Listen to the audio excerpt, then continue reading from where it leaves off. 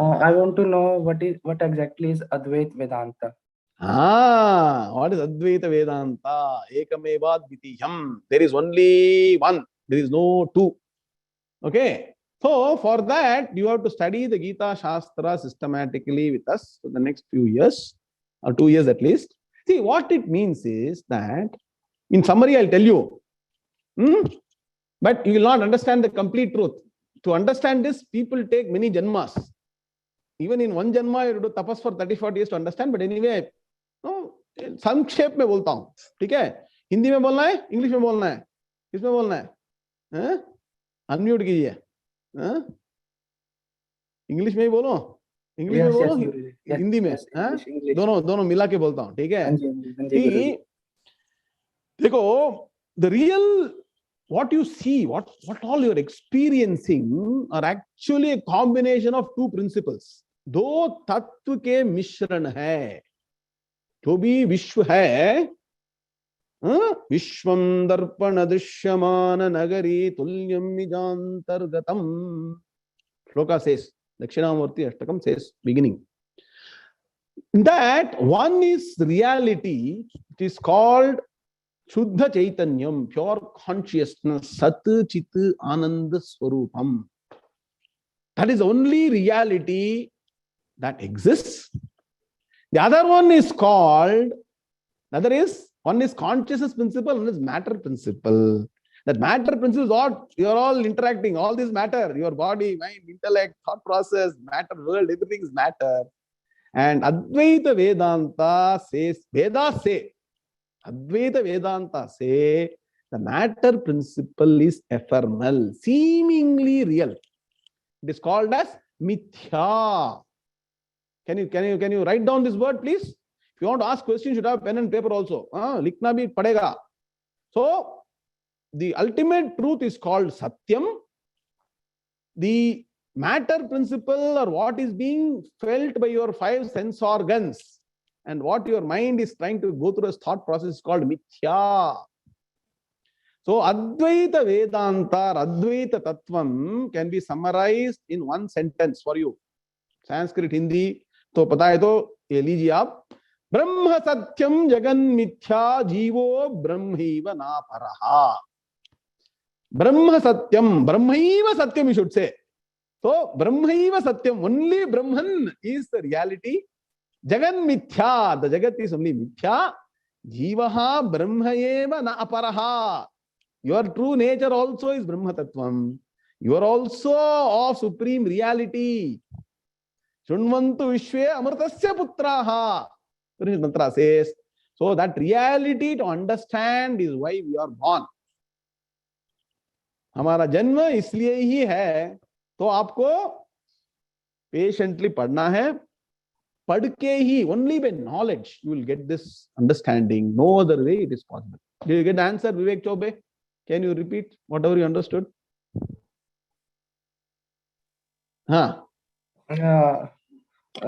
The alone Brahman is the reality. Correct. And rest are all called mithya, seemingly real. Seemingly real.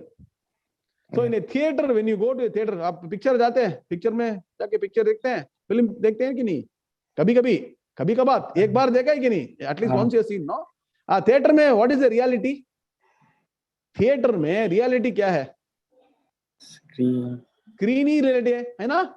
अब screen देखने के लिए जाते हैं थिएटर, सब लोग 200-300 लोग बिठा के देखो रियलिटी स्क्रीन. कोई देखता है क्या देखने के लिए जाते हैं लोग? फिल्म. अनरियलिटी. पर वो अनरियलिटी को दिखाने के लिए रियल स्क्रीन चाहिए. अनरियलिटी ऐसा ही नहीं दिखता है ना. द ब्यूटी इज अनरियलिटी में ही रियल दिखता है, लेकिन हम रियलिटी को वी फॉरगेट. हम समझते नहीं कि there is a reality on which the unreality is being projected. Similarly, on this Brahma Tattvam, the entire universe is projected. To understand that only takes many janmas, many years. Sukrut Punyam is required. If you are blessed, start the journey today. Slowly, little bit, keep on learning through Gita course. Tell your friends. Join. That is the greatness of a Sanatana Dharma, which establishes your own reality and the reality supremely. कुछ समझ में आया? कुछ समझ में आया? कुछ आया? Very good. All the best. God bless. Thank you.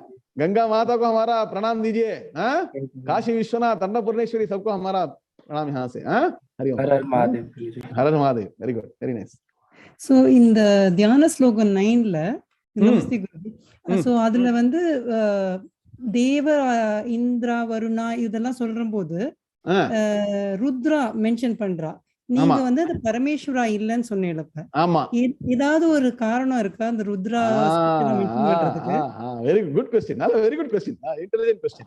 See, in our system, we keep Mahavishnu and Parameshwara beyond all the gods. Brahmaji is also in your Purana indicated as being born from Mahavishnu. How was the Brahmavidya? Even as Puranas is born on the lotus coming from the Nabhi of Mahavishnu. Correct? You understand, right? Yeah. How is Brahmaji born? Whereas nowhere how Mahavishnu was born, how Parameshwara was born has it been told. Even Puranas don't talk about the birth of these two great principles. For us to understand, they've established Mahavishnu and Parameshwara's people God with form, because we know ourselves as form, with form. So you want to also make God with form, then only you can connect. So unless you know you are formless, you cannot connect with Bhagavan as formless. So for that reason, one side Vishnu, one side Maheshwara is also there, and we have got this trinity, Brahma, Vishnu, Maheshwara, Srishti, Sthiti, Laya, Srishti, Sthiti, Laya, Karana, Govinda, we say no. So like that, we have made this trinity. So here, Rudra need not praise Mahavishnu. Rudra and Mahavishnu, Parambrahma Tattvam already, as per your Puranas or any Itihasa, whatever you go. So Brahmaji is always one level lower. Okay. So Brahmaji can praise Mahavishnu. No need for Parameshwara, because Parameshwara and Mahavishnu are one and the same. As our Mahaprabhu used to say, Vishnu, Shivanu, Yaran Ketanaka, Yar Pudikun Ketanaka, Rend Kanna, Puduna and the Kana Kudupinga. If somebody asks for one eye, from which eye will you give? They are like our two eyes. So for Advaitis, everyone is one and the same. Mahavishnu and Parameshwara are one and the same. So they don't need to be separately praising Panavana. Will you praise yourself? If you praise yourself, then it's a problem. Correct? Others should praise you.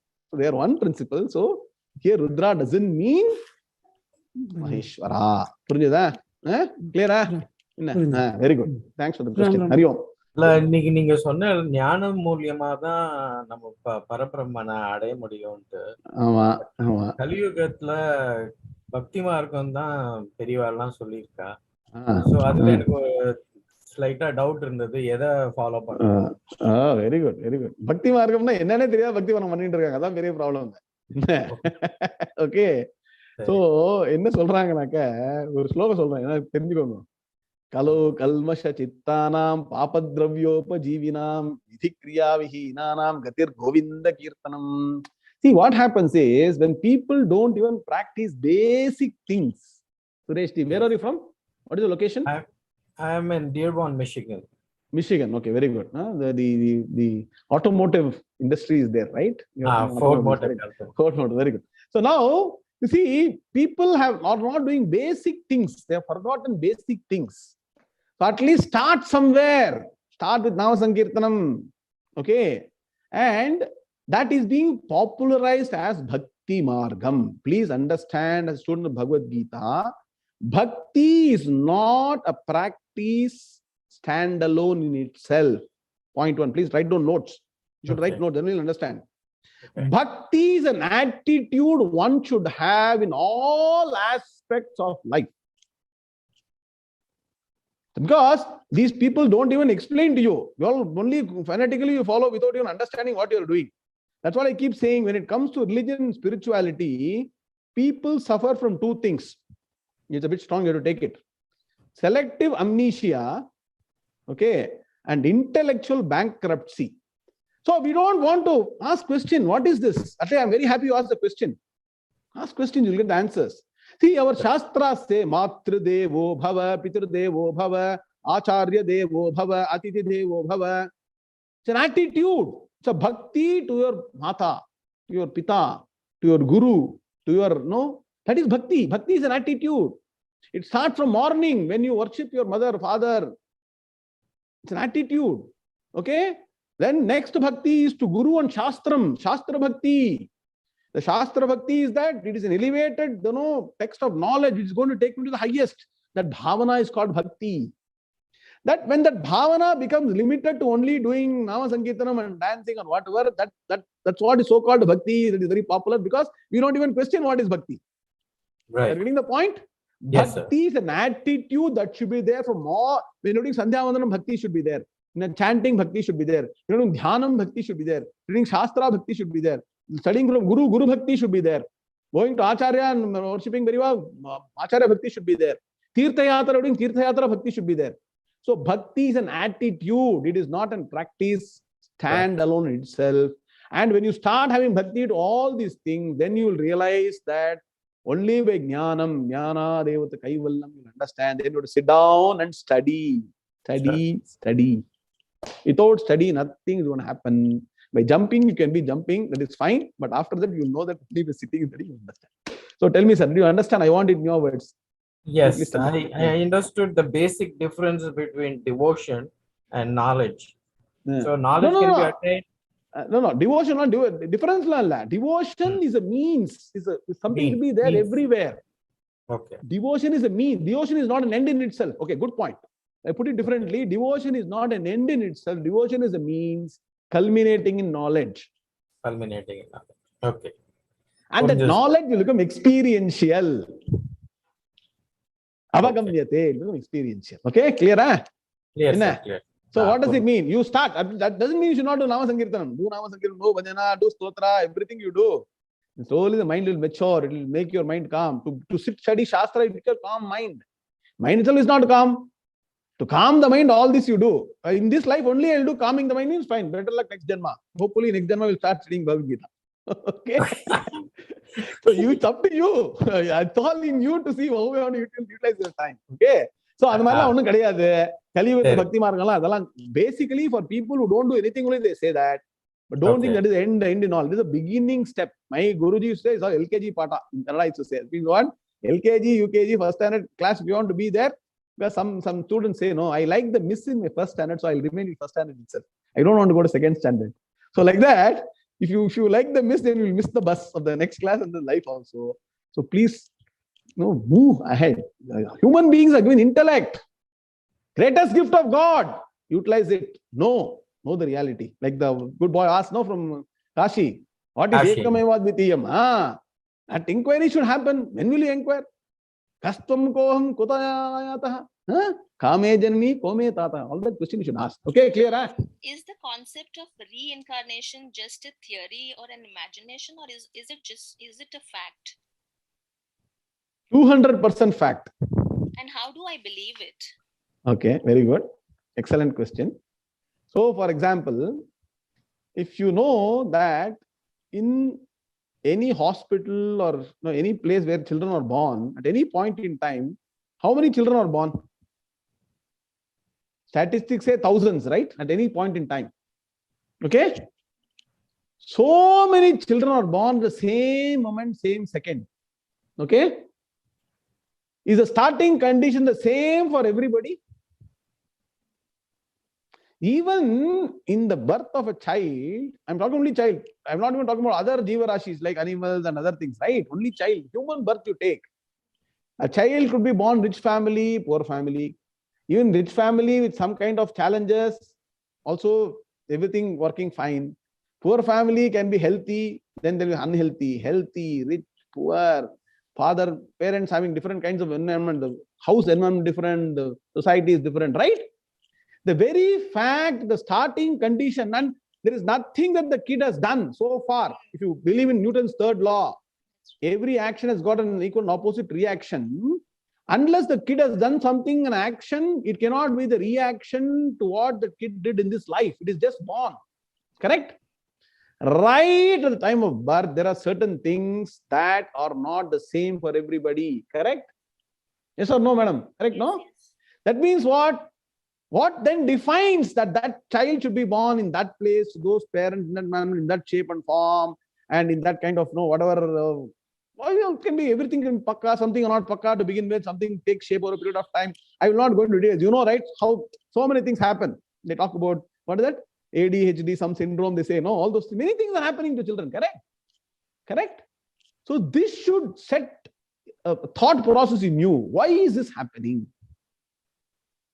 And our Shastras say wonderfully that every jiva is born again to undergo the fruits of the karma done in the previous janmas. Understand? So the reason I am born today in a particular environment is to reap the fruits of my own actions of the past. And unfortunately, it's not the only birth through which I can extinguish all my previous actions. See, Newton's third law applies everywhere. For every action done in the past, there is an equal and opposite reaction that has to happen. And that the amount of actions we have done are not enough to give us results in the same life. Okay, you understand? You can ask, so why can't I finish all my reactions in the same janma? The amount of karma we have done is not going to get extinguished in this janma. So it carry over. You know, in bank statement, carry over karke, goes to the next page. You know that? Carry forward happens. And this is called the samsara chakra. If you know Sanskrit, Acharya says, Punarapi Jananam, Punarapi Maranam, Punarapi Janani, Jathare Shayanam. Jathare, in the stomach of the mother. Shayanam, you go and sleep there and start the journey. Iha samsare, definition of samsara chakra. So, it's common sense. You don't need to trust even Shastra's God. Common sense says that the starting condition is different. Something's happened in the past, and that is the carryover from the past. Is it convincing to you at least? Something that is there? Yes, I have another question to it now. They say that moksha is the last thing that we have to, we should get in this life. But they also say that you should not desire. So why moksha? Why should we desire moksha? You desire for moksha. Definitely you can desire for moksha. Once you desire for moksha, you'll become desireless. That's what. Acha. So you have to have a desire for desirelessness. Arey bhai, today you are having desire for desires, right? You are desiring for car, bangla, no good health, money, family, get my children married, other things. So many desires you have got. Also have the desire for desirelessness. Once you have the desire for desirelessness, and that becomes the most important desire, then you will reach the state of desirelessness, and that is called moksha, and to be obtained here and now, while alive. Moksha is not something after death. Yes. Moksha is here and now. Okay, now go ahead. Namaskaram, Guruji. You keep saying that, if we get knowledge, then we will have pure bliss here and now, right? So some days we feel extremely happy about something. Is that a glimpse of pure bliss, or what is pure bliss? Okay, there is one video I have actually given lecture, 1 hour lecture, Timeless Wisdom for Eternal Happiness. It is there in Brahmavidya YouTube. The first lecture I gave close to 1.5 2 years back, I think. If you go through that, it clearly establishes what is wisdom and how wisdom alone can give you eternal bliss. Okay, that is that. If you have you seen you're not yet seen, right? I have seen it, but I haven't fully heard it, Guruji. Yes, see, there are only two things. One is hearing, another is listening. I keep saying no, only hearing ayaram gayaram. Ji. Listening is when it registers, and that particular lecture, you should take a pen and paper and write notes, like you're writing notes for Gita. Every word has got a lot of power. It's very, very thought through. Essence of all Vedanta is actually brought out there. See, in that I explain how happiness itself arises in the mind. There is a section that explains the process of happiness. And that also should be known. Then only when you know that, that's also knowledge. How you are becoming happy is a process of understanding. Okay. And I explained that very clearly, that some days you feel the so-called bliss, no? Okay. That bliss is because your mind is clean. The mind has not got any worries, no desires. The mind that is free from desires and worries is able to reflect the pure Satchidananda Parambrahma Tattvam, which is Paramananda Swarupam. You understood, no? Mukam karoti vacharam pangum lankhayetegin mitkripa tamaham mande Paramananda Madhavam. The Paramananda Swarupam is also our own true nature. Unfortunately, fortunately, like it or not, believe it or not, want it or not. But that will reflect in your mind only when your mind is able to reflect. You put all your thoughts, desires, worries, and cover with a lot of, that's called, see, when a mirror is there, if it is covered with mud, will it reflect? No. No. So our mind is like that today, with a lot of that and other things, no worries, thoughts, problems. So the Paramanandam is waiting to reflect through the mind. It is not getting any area. It is trying. Somewhere can I reflect? We are no forcibly putting more and more dust on the mind. And so what happens? The Anandam is not able to reflect. So sometimes what happens for Bhagavad Bashat, your Punya Kritya, whatever your Punya Karma, for some time, like you're not having any desire or any worry. But one kshanam is there, no? That time you feel so peaceful, right? That happens only in instance. If that has to remain eternally forever, that is possible only by jnanam. You want instant happiness, instant coffee or good coffee, filter coffee? What do you want? No? So, see, you're saying that, right? If that happiness which happens, in fact, you should ask a different question. While asleep, I'm so happy. Deep sleep, you're happy or not? Yes. When you get up in the morning, say, I'm so happy. I felt happiness. What is that happiness that was there in deep sleep is not there when I get up. I become miserable when I get up in the morning. Correct? Why? Question. And that question leads you to knowledge, and that knowledge will establish you in supreme happiness. It's a process. Rome was not built in a day. This will not happen in a day. It will take time. You have to be patient.